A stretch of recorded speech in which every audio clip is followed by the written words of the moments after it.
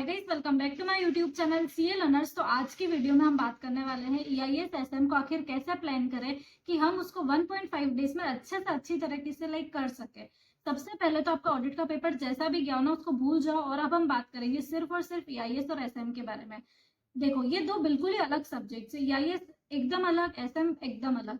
EIS मतलब बहुत ज्यादा टेक्निकल सब्जेक्ट है, बहुत ज्यादा लर्न करना होता है इसमें, और SM at the same time मतलब ऐसा सब्जेक्ट है जिसके साथ हम आसानी से कंफर्टेबल हो सकते हैं। मतलब इसको लर्न करना भी इजी है, इसको समझना भी इजी है, और इसके क्वेश्चंस भी एग्जाम में कंपैरेटिवली इजी आते हैं। वैसे देखो, ईआईएस के क्वेश्चंस भी बहुत इजी आते हैं क्योंकि उसमें कोई इनडायरेक्ट क्वेश्चन पूछने का स्कोप ही नहीं ना। उसके जितने भी क्वेश्चंस रहते हैं एकदम डायरेक्ट रहते हैं। और जिन लोगों को केस स्टडी समझने में थोड़ी दिक्कत होती है उनके लिए एसएम के क्वेश्चंस थोड़े से डिफिकल्ट हो सकते हैं। तो इसको कैसे अच्छे से मैनेज करते हुए चलना है, कैसे अच्छे से अच्छा स्कोर करना है इसमें, क्योंकि ये एक ऐसा सब्जेक्ट है ना कि चाहते अनचाहते भी ये रह जाता है लास्ट तक, और अब इस पर अच्छे से कमांड नहीं बना पाता है। जबकि ये मतलब बहुत इजी सब्जेक्ट है, आप इसमें बहुत अच्छा स्कोर कर सकते हो, इसमें बहुत ज्यादा पोटेंशियल है, और बहुत सारे लोग इसको बहुत कम टाइम में पढ़कर बहुत अच्छा स्कोर कर लेते हैं इसमें। तो आज वही मैं आपको बताने वाली हूँ कि इसमें आपकी कैसे क्या स्ट्रेटेजी रहनी चाहिए। सबसे पहले तो ना, इसमें इंपॉर्टेंट चैप्टर जैसा कुछ एग्जिस्ट नहीं करता है, क्योंकि ईआईएस में भी पांचों चैप्टर्स का जो वेटेज है वो बिल्कुल एक जैसा होता है, और ऐसे में भी जो आठों चैप्टर्स का वेटेज है वो एक जैसा होता है। तो आप सभी चैप्टर्स को इक्वल वेटेज देते हुए चलो, और आपको प्रेफरेंस किसको देनी है? जो आपको सिंपल लगते हो, जो चैप्टर्स आपको लगते हो कंफर्टेबल हो, जिनके साथ ज्यादा आप, उनको आपको क्या करना है, उनको आपको प्रेफरेंस नहीं देनी है, उनको आपको बाद में करना है। प्रेफरेंस किन चैप्टर्स को देनी है? जिस पर आपकी कम कमांड हो, जिस पर आपका कम कंफर्टनेस हो। तो ऐसे में बेसिकली क्या होता है कि जो स्टार्टिंग के चैप्टर्स रहते हैं ना, स्टार्टिंग के जो 4 चैप्टर्स रहते हैं उन पर हम बहुत अच्छे से कमांड बना लेते हैं, लेकिन जो लास्ट के 4 चैप्टर्स रहते हैं, 5, 6, 7 और 8 वाला चैप्टर, उन पर हम अच्छे से कमांड नहीं बना पाते हैं। तो सबसे पहले आपको वही चैप्टर्स उठाने हैं, ठीक है। तो 0.5 डे में हमारा बेसिकली यहाँ पे टारगेट रहेगा कि हम एसएम के 4 चैप्टर्स कर सके, और ईआईएस के हम एटलीस्ट एक चैप्टर जो है वो हमको यहाँ पर करना है। एक चैप्टर, और वो 4 चैप्टर कौन से होने चाहिए? 5, 6, 7, 8। ईआईएस का कौन सा चैप्टर करना चाहते हो वो कंप्लीटली आपके ऊपर डिपेंड करता है, क्योंकि ऑलमोस्ट सभी चैप्टर्स जो है ना उसमें एक जैसे ही है। अब सबसे बड़ी बात जो ईआईएस में मैं नोटिस करती हूँ कि ईआईएस के क्वेश्चंस जो है ना बहुत ज्यादा डायरेक्ट आते हैं, but at the same time आपको इसको रटना बहुत ज्यादा होता है। अब रटना है ना, सब कुछ हम नहीं रट सकते, तो इसमें पॉइंट्स वाली चीजें बहुत ज्यादा रहती है, हेडिंग्स वाली चीजें बहुत ज्यादा रहती है, जो डिफरेंस रहते हैं वो भी बहुत ज्यादा रहते हैं। तो इसमें आपको क्या करना है कि सिर्फ हेडिंग्स हेडिंग्स ही लर्न करनी है, और अंदर का आपको क्या करना है, बिल्कुल समझना है, क्योंकि हर चीज हम नहीं रट सकते। और उल्टा बिल्कुल उसका अपोजिट हमको ऐसे में करना है। हमको ऐसे में बहुत कम चीजें जो रहती है वो रटनी रहती है, बल्कि हमको उसकी अंडरस्टैंडिंग बहुत अच्छे से लेनी है, क्योंकि यहाँ पर ऐसे में केस स्टडी बेस्ड क्वेश्चन आएंगे, और अगर आपने अच्छे से अंडरस्टैंडिंग नहीं ली है, आपने रटने की ज्यादा कोशिश करी है और अंडरस्टैंडिंग पर कम फोकस करा है, तो आप उनको अटेम्प्ट नहीं कर पाओगे, क्योंकि सबसे बड़ी दिक्कत वहीं पे आती है कि हमसे क्वेश्चन का इंटरप्रिटेशन नहीं हो पाता है। सभी को आंसर पता है, एसएम के आंसर सभी को पता रहते हैं, लेकिन जो क्वेश्चन को अच्छी तरीके से इंटरप्रेट कर लेता है, जो क्वेश्चन को समझ लेता है कि क्वेश्चन पूछना क्या चाह रहा है, वही जो है ना वो इस पेपर को निकाल पाता है आसानी से।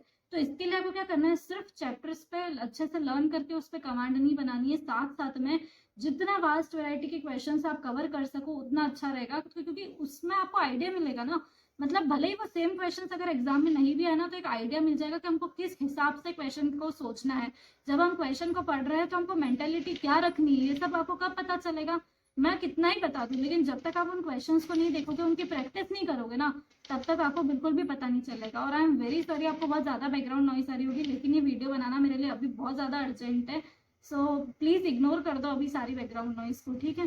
तो अभी मैं बता रही थी कि ऐसे में आपको क्या क्या करना है वो आपने अच्छे से समझ लिया होगा। नेक्स्ट एक डाउट आता है इसमें कि यार एमसीक्यूज इसमें आएंगे तो उसको कैसे अटेम्प्ट करना है, कैसे उसमें निकालना है, कहाँ से पढ़ना है कि हम एमसीक्यूज अच्छे से क्रैक कर सके। देखो, ईआईएस और एसएम के एमसीक्यूज की रेफरेंस लेने के लिए आप अपने एमसीक्यू बुकलेट जो है आईसीआई की वो रेफर कर सकते हो, लेकिन ऐसा नहीं मैं बोलूंगी कि उसमें से सेम क्वेश्चंस आएंगे, नहीं आएंगे सेम क्वेश्चंस, मैं अभी आपको बोल देती हूँ, लेकिन आपको एक आइडिया लग जाएगा। आप अपनी आरटीपी देख लेना इस अटेम्प्ट की, एटलीस्ट उससे भी आपको एक आइडिया लग जाएगा।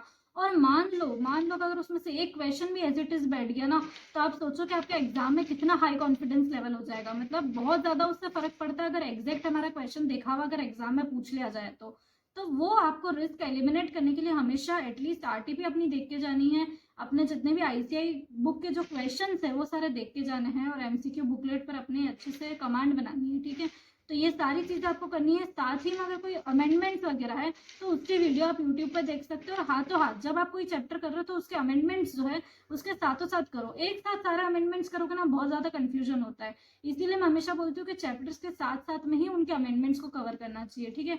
तो जब भी आप कोई एक चैप्टर कर रहे हो तो साथ में उसको पढ़ो, उसको लर्न करो, उसके पीछे के क्वेश्चन सॉल्व करो, उसके आरटीपी सॉल्व करो, उसके अमेंडमेंट्स देखो और उसके एमसीक्यू बुकलेट देखो। ये सारी चीजें आपको करनी है। जब आप कोई एक चैप्टर कंप्लीट करो तो उसकी ये सारी चीजें आपको उसके साथ ही कंप्लीट करनी है। ये पेपर में क्या होता है, ये पेपर बहुत टफ नहीं आता है। अगर मैं नॉर्मली बोलूँ ना तो बहुत ज्यादा कुछ इसमें एक्स्ट्रा आने का स्कोप नहीं रहेगा, लेकिन ये पेपर लेंदी बहुत ज्यादा आता है। तो इसमें टाइम मैनेजमेंट करना बहुत जरूरी है। और जब भी टाइम मैनेजमेंट की बात आती है ना तब भी एक बात और आती है, अपने स्टार्टिंग के 15 मिनट्स को कैसे यूटिलाइज कर रहे हो ना वो आपके आने वाले 3 घंटे प्रिडिक्ट करते हैं। तो आपको अपने स्टार्टिंग के 15 मिनट्स में क्या करना है, सबसे पहली चीज जो कि मैं हमेशा बोलती हूँ कि आपको सिलेक्ट करना है सबसे पहले कि आप कौन सा क्वेश्चन जो है वो अटेम्प्ट नहीं करने वाले हो, ठीक है। ये फर्स्ट चीज हो गई। इसके लिए मुश्किल से 5 या 7 मिनट आपको लगने चाहिए।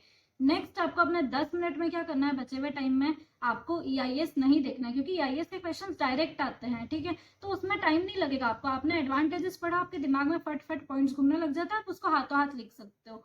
लेकिन एसएम के क्वेश्चंस जो है ना वो केस स्टडी बेस्ड आते हैं। तो आपको अपने वो 10 मिनट में एटलीस्ट से एटलीस्ट एसएम के 2 क्वेश्चंस जो है ना वो सॉल्व करना है अपने माइंड में। उनका कंसेप्ट पहले से ही सोच के रखना है। तो यहाँ पर आपका कितना टाइम बच जाएगा, मतलब आप सोचो जब आप एग्जाम में होते हो, जब आप स्टार्ट करते हो ना लिखना, तब आपके ऊपर प्रेशर भी थोड़ा ज्यादा रहता है उस टाइम पर। तो अगर ये चीज आप पहले से ही करके रख लेते हो कि आप सोच के रख लेते हो कि इसमें मुझे कौन सा कंसेप्ट लिखना है, तो आपके लिए चीजें बहुत आसान हो जाएगी। मतलब अब आपने सब कुछ सोच लिया उस क्वेश्चन में कि क्या फ्रेमिंग करनी है, क्योंकि मेन वही होता है इंटरप्रेट करके। अगर आपने ये सोच लिया कि इस क्वेश्चन में कौन सा टॉपिक जो है वो लिखना है, तो आपका आधा पढ़ा क्वेश्चन का यहाँ पर ही पार हो जाएगा, ठीक है। अब नेक्स्ट बात आती है कि अपने क्वेश्चंस को आंसर को फ्रेम कैसे करना है, क्योंकि केस स्टडी बेस्ड में हमको ऐसे में थोड़ा अलग पैटर्न लिखना पड़ता है। तो ऐसे में गलती क्या हो जाती है कि जैसे कि हमने सोच लिया कि ये वाला टॉपिक लगेगा, पर्टिकुलर एक कोई ABCD आपने सोच लिया, ठीक है। तो अब यहाँ पर आप भूल जाते हो कि ये केस बेस्ड क्वेश्चन है, तो आपको फैक्ट्स ऑफ द केसेस भी लिखने पड़ेंगे। हम सिर्फ क्वेश्चन पे जैसे ही हमको पता चल जाता है कि ये टॉपिक है, हम उस टॉपिक के बारे में फटाफट लिखना शुरू कर देते हैं और हम भूल जाते हैं उस टाइम पर कि ये केस बेस्ड क्वेश्चन है। यहाँ पर हमको फैक्ट्स ऑफ द केस लिखना बहुत जरूरी है। तो आप ये पहले से ही अपने माइंड को प्रिपेयर करके चलो कि जब भी ऐसा में कोई क्वेश्चन आएगा ना, सबसे पहले आप फैक्ट्स ऑफ द केसेस लिखोगे, वो कीवर्ड्स लिखोगे, वो की लाइंस लिखोगे जिनकी वजह से आप उस आंसर तक पहुंच पाए हो, उस टॉपिक तक पहुंच पाए हो। तो सबसे पहले पैराग्राफ में क्या लिखना है, facts of the cases. Second में आपको लिखना है उस टॉपिक के बारे में जितना भी आपका कुछ नॉलेज है वो आपको लिखना है, और लास्ट में आपको अपना कंक्लूजन लिखना है। तो इस टाइप से आपको अपने आंसर की जो है वो फ्रेमिंग करनी है। फिर नेक्स्ट बात आती है कि जो डायरेक्ट क्वेश्चंस रहते हैं, जैसे कि ईआईएस में डायरेक्ट आते हैं, ऐसे में भी कुछ क्वेश्चंस डायरेक्ट पूछे जाएंगे। तो उसमें हम क्या गलती कर देते हैं कि जो हेडिंग्स रहती है ना, वो हेडिंग्स हम सिर्फ एक पेन इस्तेमाल कर रहे हैं, राइट, ब्लैक पेन। पहले तो हम ब्लैक ब्लू सब करते थे तो अच्छे से लिख देते थे। अब हम क्या गलती कर देते हैं कि हेडिंग लिख देते हैं और लाइन ही नहीं छोड़ते नीचे, और हाथों हाथ आंसर लिखना चालू कर देते हैं। उसकी वजह से क्या होता है कि वो हेडिंग पे उतना अच्छे से ध्यान नहीं जाता है। तो पर्टिकुलरली मैं क्या करती थी कि जब हेडिंग लिखती थी ना, जैसे मैंने पॉइंट लिखा कोई भी फर्स्ट पॉइंट, तो उसके बाद और उसके पहले भी एक लाइन छुटी हुई रहती थी, और फिर मैं अपना जो उसका डिटेल्ड आंसर है वो लिखती थी, फिर सेकंड पॉइंट लिखती थी, फिर लाइन छोड़ती थी और फिर लिखती थी नीचे। तो उससे क्या होता है, उस हेडिंग पे एकदम फोकस जाता है। तो एग्जामिनर को आपका एकदम पेपर में ढूंढना नहीं पड़ेगा कि वो क्या चाह रहा है, वो हेडिंग देखेंगे आपके, और हेडिंग अगर सही हो गई ना तो वो अंदर का ज्यादा नहीं पढ़ेंगे और वो फटाफट आपको नंबर दे देंगे, ठीक है। तो आपको ये कुछ चीजें जो है वो ध्यान रखनी पड़ेगी, क्योंकि यहाँ पे आपको प्रेजेंटेशन के साथ खेलना पड़ेगा। आपको समझना पड़ेगा कि ये पूरा थ्योरी पेपर है, यहाँ पर वो फिगर्स डायरेक्ट नहीं मिला सकते। तो एग्जामिनर आपके पेपर को बहुत ज्यादा टाइम नहीं देते, तो आपको उनको आगे रह के बताना पड़ेगा कि हमारे पेपर में आपको क्या चेक करना है, यानी कि उनको ज्यादा ढूंढने की जरूरत नहीं पड़े, ठीक है ना। तो यही ट्रिक से आपको अपना पेपर जो है वो लिखना है कि आप जो चीज उनको बताना चाहते हो, आपने कुछ ऐसी एकदम मस्त वाली लाइन लिख दी जो कि एग्जामिनर को इम्प्रेस कर सकती है, तो वो लाइन बहुत अच्छे से अंडरलाइन करके आओ। अगर आपने जो हेडिंग्स है जो एग्जैक्ट लिखी है, तो आपने 5 हेडिंग्स लिखी, ठीक है, एक आप मन से लिख रहे हो, तो वो एक हेडिंग जो आप मन से लिख रहे हो ना वो बीच में करो, और स्टार्टिंग में आपकी जो हेडिंग्स आती है वो अच्छे से जो है वो स्टार्टिंग में लिखो, एंडिंग में लिखो, और बीच में कोई सी वो हेडिंग फंसा दो जो कि आपने मन से लिख रखी है। तो ये कुछ चीजें आपको अपने मन से करनी पड़ेगी वहां पर, जो आपके पेपर को कुछ अलग बना सके। पूरा 100% आपको लिखना है, एक भी नंबर का आपको क्वेश्चन छोड़ना नहीं है। तो मेरे हिसाब से आपके सारे जितने भी डाउट्स थे वो सब सॉल्व हो गए होंगे इस सब्जेक्ट के रिगार्डिंग। उसके बाद भी अगर आपका कोई डाउट बच गया है तो आप डेफिनेटली मुझसे कमेंट सेक्शन में पूछ सकते हो। मैं पूरी कोशिश करूंगी कि बहुत जल्दी से जल्दी मैं आपको रिप्लाई करने की कोशिश करूंगी। और अगर आज की वीडियो आपको पसंद आई है तो वीडियो को लाइक करना ना भूलें, चैनल को सब्सक्राइब करना ना भूलें। So thank you so much for watching, bye.